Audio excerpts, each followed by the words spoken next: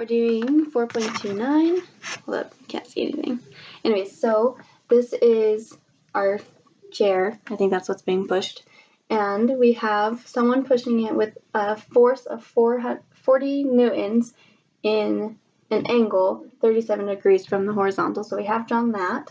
Then we have the force of gravity acting on this box as well, which means we have a reciprocal force, which is the normal force. And then we have the force of friction as the chair is sliding across the floor. So that's our free body diagram. And then part B asks us to find what is the normal force.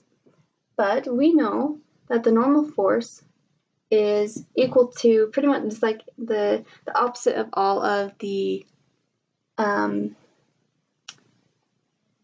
like opposing forces. Yeah, opposite. It's the same as the opposing forces, because if it wasn't the same, then this box would either, if n was greater, the box would either fly up in the air or it would drop down to the floor if they weren't balanced. So we have to find the sum, so it's going to be equal to the opposite, so I'm going to put negative there, the sum of all the forces in the y direction. So the forces that are in the y direction are the forces of gravity and the force that they push it. So I'm just going to call that one the push force. But we don't just add the 40 newtons that it was pushed, because it was pushed at an angle. So we need to find the push force in the y direction. So FPY. Doesn't look like a P. Okay, so we know that force is equal to mass times acceleration. So for the force of gravity, we'll do that one first. The mass of the box is 12. And then times gravity, which is 9.81.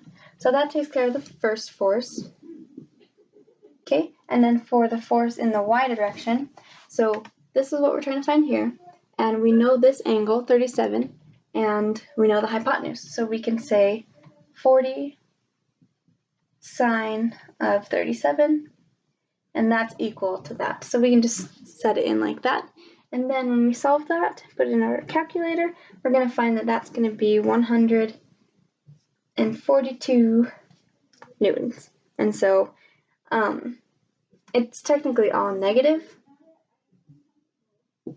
because they are going, if this was our positive, this has got to be our negative y direction, if this is 0, 0.